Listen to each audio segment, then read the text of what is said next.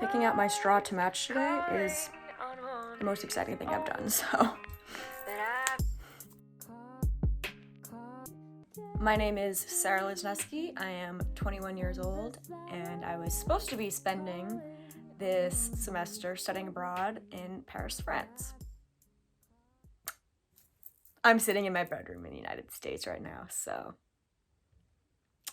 it didn't work out, to say the least. I remember the first time I heard about Corona. I was at school, and one of my friends had a mask on the back of his backpack, and I literally went up to him like, why do you have a mask on your backpack? Like, what's good? Why are you doing that? And he looked at me with fear shimmering in his eyes, and he goes, "You haven't heard about the virus? There's a virus. You haven't heard about the virus. You need to look it up." And I'm like, okay. Like, I'll look up this virus. This was the first week of February. It's March. Then it was my school's spring break vacation, and this is February 14th. This is on Valentine's Day. We left on Valentine's Day. And first stop that me and my friends we went to Rome, Italy. I mean, looking back at it now, I'm so grateful that I got to experience some of Italy's last good moments, at least for a little bit. And we had such a good time. We drank wine and we ate pasta. Like, okay, obviously you know it's gonna be good pasta in Italy, but like some of the best food you will ever eat in your entire life, if not the best food. And we just had the best 4 days, and we left on February 18th, and then we went to Greece for the rest of our break until February 22nd, and that's when all of the students from my school, we started going back to Paris. And once we left Rome, that weekend is when it started getting bad in northern Italy. We had students at school that went to Venice, went to Florence, went to Milan, like traveling. You would never think that something like this would happen. And when we all came back to school, my school asked the students that had traveled to northern Italy to quarantine themselves for 2 weeks, as Corona is becoming more and more prevalent. And it just was starting to get bad in northern Italy, but no one obviously thought that it would ever get to the extent that it is today. And we still lived our lives. We went to cafes, we went out to bars, we stayed out till 3 a.m., not ever thinking that the virus is spreading in France. And I had a friend in northern Italy who was no longer in school. School was, at this point, canceled for her. I was talking to her, I'm like, "I'm so sorry you had to leave. I can't even imagine what you're feeling and the heartbreak that you're having." And she looked at me and she was like, "You realize it's gonna get this bad in France, right? Like, you're gonna have to go." And I'm like, "I'm not gonna have to go. Like, it's not gonna get this bad in France too. Like, it's bad in Italy and they'll stop it, and then that's gonna be it." And she goes, "That's what we thought." And that's what I thought. And here I am. Flash forward to the week of March 9th. And I started the week thinking, okay, I'm going to Barcelona this weekend on the 13th. I'm so excited. It's gonna be so fun. My mom is visiting from the United States the week after, on Monday, on the 16th. This is literally, I'm so excited. I'm gonna have such a good time. That's on Monday. Tuesday, Corona's, I mean, it's growing now at this point. It's the top thing in the news. It's what everyone is talking about. Everyone's worried about it. And you go to school and that's all everyone's talking about. You wouldn't go an hour without hearing about Corona. And I started to get worried. I'm like, shit, am I not going to be able to go to Barcelona this weekend? Like, no, Sarah, you're not going to Barcelona. You're going back to the United States. So naive. So naive. I was scared that I was going to get stuck and I wasn't going to be able to come back into France. I was not even thinking about the fact that I could get it and bring it back. wasn't even something I was thinking of. I kept being so nervous. People at school would tell me, don't go. Other people would tell me, oh my god, yeah, go. Why aren't you gonna go? And then I had people at home being like, why wouldn't you go? Go. And then I had, like, it was just, half the people I spoke to were so serious and told me, do not go. The other half of the people were like, what do you mean? Fucking go. Well, the decision was made for me. Wednesday night in America. This was Thursday morning. It was 2 a.m. in Paris. I remember one of my friends told me that Trump was speaking on coronavirus, and I was like, okay, I'm gonna stay up and I'm gonna watch it live to see, like, what's happening. And I'm watching in my bed, cozied up, my phone 2 inches away from my face, and he goes, we are banning all travel to and from Europe starting Monday. And didn't sleep the rest of the night, that's for sure. I mean, I had one of the biggest panic attacks of my entire life, because I'm now in a state where, okay, travel to and from Europe is banned for 2 weeks. I'm not going home. I'm staying here. What if something happens here and I'm stuck here? And then later he announced that if you were a United States citizen, you could still get to and from America if you really needed to, which in my case, I really fucking needed to. So that was comforting in a sense, but I mean, that knocked off Barcelona for the weekend. That was no longer an option. And then that knocked off my mom being able to come and visit me on Monday. And okay, my mom is literally the best person, where she goes, oh, obviously she's freaking out. And she goes, oh, I'll still come on Monday if you want me to, and I'll come and I'll stay with you, and we'll stay in Paris together for 30 days. She's like, if you don't want to be by yourself. I'm like, no, Mom. I'm like, please do not come here. But that just, like, I mean, she helped me throughout this whole thing so much. I don't know what I would do without my mom. I go to school the next day, because at this point we're still going to school every single day. School is still in person. There's talk in school. I mean, like, oh my god, are we gonna go online? Are we gonna, do you think it's gonna get to the point where we're not gonna be able to meet anymore? And once again, you meet someone that goes, yeah, like, we're probably gonna have to go online soon, and then you meet someone else that's like, no, why would we go online? It's gonna be fine. Go to school on Thursday, and it's so eerie. One by one, all of my friends would come up to me and with tears in their eyes, saying that they were getting pulled and they needed to go back to their home country.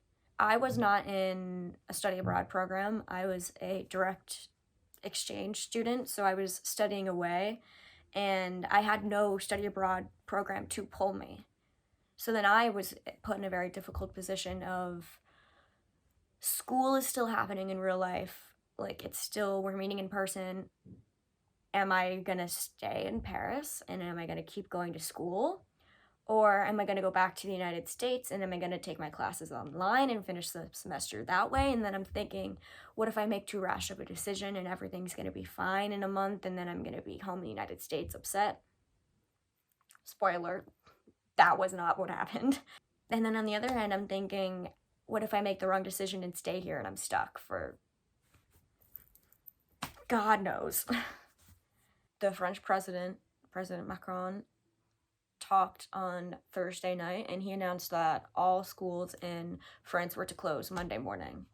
So my school was now completely online, and he warned all of the French citizens that the EU needed to close its borders soon, within the next couple weeks.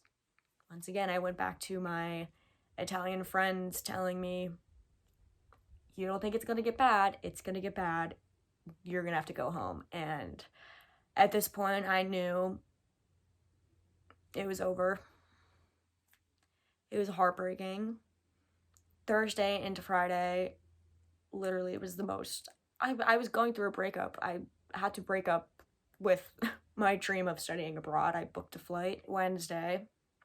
I was flying from Paris to London, and then London to Philadelphia, because there were no nonstop flights back to the United States straight from Paris, because travel banned. Me and my friends lived our bucket list for the next 2 months in 2 days. I soaked it in, and I thought this whole time, okay, yes, I'm living my last couple moments in Paris with my friends, but I'm still gonna be here till Wednesday. So once everyone leaves, they were leaving around Saturday, Sunday. I'm like, once they leave, like, I'm still gonna get a couple days with myself and with Paris that I could literally have closure and say goodbye. Then Saturday night came around and Macron comes back on the TV and he announced, this is around 6 p.m., and he announced that France was going to be in a partial lockdown starting at midnight, which is the closure of all non-essential businesses. And I mean, I knew that I needed to get out of there, and I needed to get out of there now. Me and my friends, we all met out to go out one last time in a cafe, and I mean, the streets were hectic. We went out to a cafe and we got kicked out right at midnight, like, was not joking around. And then I went home and I booked my flight. I booked the next flight out. So I get home, timeline. I get home Saturday night at 1 a.m. I booked the next flight out, which was on Sunday morning, and I got home. I packed all throughout the night. I packed until 7 a.m. and then I left and I went to the airport. And I was able to get a flight from Paris to Atlanta, Georgia. I was able to actually fly home with 2 of my friends, which I'm very grateful that I was able to even get a flight straight to the United States, and that 2, I was able to be with people that I knew and that I wasn't by myself, and literally my escape. We got on the plane and we got handed 2 things. We got handed a form from the CDC, which was asking you basic information. Have you been in contact with anyone with the virus? Have you had any symptoms? Where have you traveled? And then we got handed a peach Bellini. And this whole flight, we got free alcohol. Literally, because they're probably like, we gotta loosen up these people because this plane is full of just Americans fleeing Europe, coming back to the United States. So we got free alcohol the whole time, and we got fed so much food. Probably because they're thinking they like need to get rid of all of their food that's gonna go bad because no one's gonna be traveling for the next however many months. We had a great flight. Flew 10 hours from Paris to Atlanta, Georgia, and I live in Pennsylvania. So I mean, I had to go out of my way, but I was just lucky that I could get out there in the first place. We landed in Atlanta, Georgia, and you know when a plane lands and everyone stands up right after you land the plane and everyone's like getting their overhead compartment stuff? The flight, for no reason, first of all, that's like, why do people do that? It's not a race. We're all sitting on the runway anyway. And the flight attendant went over the loudspeaker and goes, okay, everyone needs to sit down. No one's sitting down, and, you know, getting more and more angry. Like, okay, like, sit down. You need to sit down. Everyone sits down. Then her tone changed in her voice, and she said, we've never done anything like this before. We don't know what the correct protocol is, but the CDC called us and said they were meeting us at the gate. So you all need to sit down and wait until we get our next update. And I mean, I'm on a big plane. It was 3 and 3. So like, I mean, 60 rows back. This is a huge plane. And everyone, I mean, you could tell everyone just got really serious. And we all got a pit in our stomach, like, what's about to happen? Are the CDC gonna come in like hazmat suits? Like, are they gonna, we didn't know what to expect. We didn't know how serious it was being treated actively in real life in the United States. And the CDC came on. They had like the construction, like airtight masks, and then they had a plastic garter which like covered their nose and like the mask, but they were wearing short sleeves. Come on the plane, we all held our forms up like I'm fine. They walked up and down the rows and they looked at our forms. I'm assuming they were probably checking to make sure that we checked no under all of the symptoms, saying that we didn't feel feverish, didn't have difficulty breathing, and did not have a cough. One worker came through, and then another worker came through and double checked whatever they were looking for. And then we were able to get off the plane, and we got off the plane and walked down the runway, and at the end of the tunnel thing, at the end of the gate, there was about 10 to 15 more CDC workers. There was one person collecting forms, and then there was another person taking temperatures with like the head thermometer. And we all walked by, we gave our form, and they only checked every fourth person's temperature. So on a plane of 500, 600 people, only every fourth person got their temperature taken. Then we went through customs, and I walked up to the customs booth. I gave my passport, and the worker goes, "Okay, where are you coming from?" I go, "Oh, I'm coming from Paris." And she goes, she's like, "You're coming from France?" Like, as if there's not a full plane that just landed and that everyone is coming through customs. She was like shocked that I was coming from France. She's like, "Oh my God, you're coming from France?" I'm like, "Yeah, I'm coming from France." She's like, "Did you get screened already?" I'm like, "Well, I gave my paper into the CDC." And she's like, "Oh my God, okay, like you need to get screened again. You need to go through more stuff." I'm like, "Okay, I'll do whatever you need me to do." I'm standing and I'm waiting, and she gets on her phone and she goes, "Hi, I need a CDC escort." And I'm thinking, Jesus, okay, here we go. Someone comes and gets me.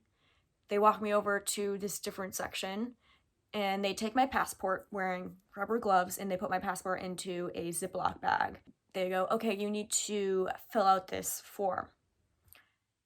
And then I fill out a form with a pen that was sitting on the table that was shared with all of the other people that got screened. So let me know how that makes sense.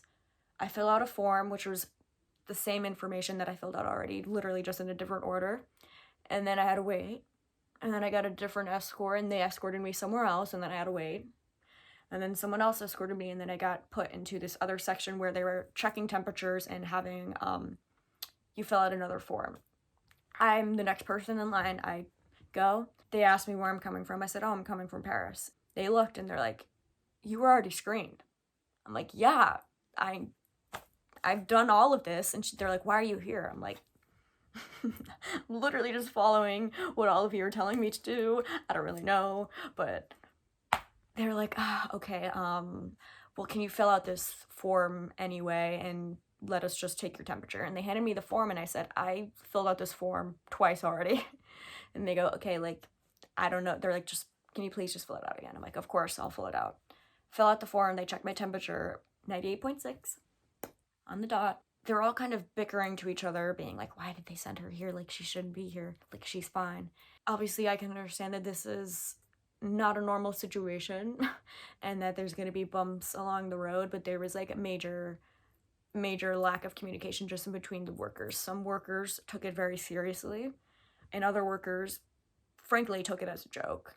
After I handed in my last form, they checked my temperature. I got walked to another section where I had to wait more. And then I got called back to a customs kiosk. They asked me the same questions again, and then they asked me where I had traveled. And then I was free. Made it through all my screening. Keep in mind, I was traveling with two friends, and they were completely fine. They did not get stopped. They walked. I mean, they went through, and they were able to get through. But for whatever reason, I had to go through all of this extra screening for probably an extra 45 minutes. I mean, I'm not complaining. Please do all of the testing that you need to do to make sure that everyone is safe. I got my luggage, made my connecting flight to Philadelphia, and now I am back in the United States. Got home at like 4 a.m. Slept in my bed. That was kind of nice. It was nice to just be like done and home. The next morning I woke up and I saw that France was entering a complete lockdown. Meaning I made it out of there with hours to spare. And I'm not just saying with hours to spare, like legitimately with hours to spare. But not all my friends did. And I am lucky that I'm sitting in my home country. And I'm at the point now where of course I'm heartbroken, I'm gone, but it's not even, being sad about not being there isn't even an option for me anymore. I'm just extremely grateful. And honestly, just flat out lucky that I made it back in time and that everything aligned itself. And now France is, to a point, same as Italy, where you need to have a permit to go outside. The only way that you can go outside is for groceries. You're allowed to go outside for physical activity if you stay, I think it's within 1 kilometer of your house. You can go to the pharmacy, obviously, of course. They have military personnel in and around Paris checking people's permits, like actually checking and enforcing the lockdown. It's sick to think that 4 days completely changed the rest of my life. But I mean, I'm in a headspace now where I had the most amazing time abroad, and I learned a lot from that, and I'm learning a lot from COVID-19. Don't want to say that, but like I'm learning so much from having to flee a country. I want to tell you what happened to me so you understand how serious this is. And okay, Corona may not have impacted you personally yet. You might be thinking that you're being inconvenienced, that you can't go out. And I want to give you some advice. The same advice that my friend from Italy gave me. You don't think it's going to get that bad. It is going to get that bad. I was in denial too. I mean, I was going out still. I was making jokes about this whole situation. I had never in a million years thought that it was going to get this serious for me personally. The country I was living in went on lockdown and I had to flee.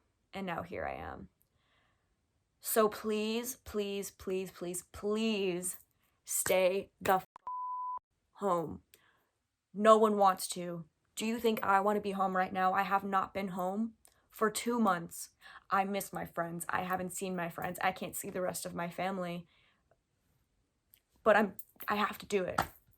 It's not only my job as a US citizen, but as a human being.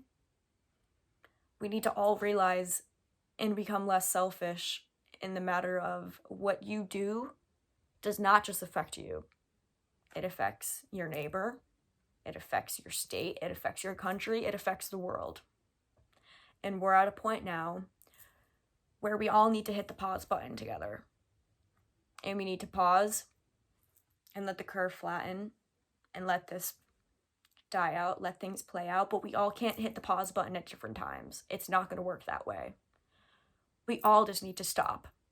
And I know it's scary. Americans have very strict workaholic culture, not being able to go out, not being able to go to work, having things change. It's not welcoming. But it's what has to happen. You don't think it's going to get that bad. It is going to get that bad. Prepare yourself for lockdown.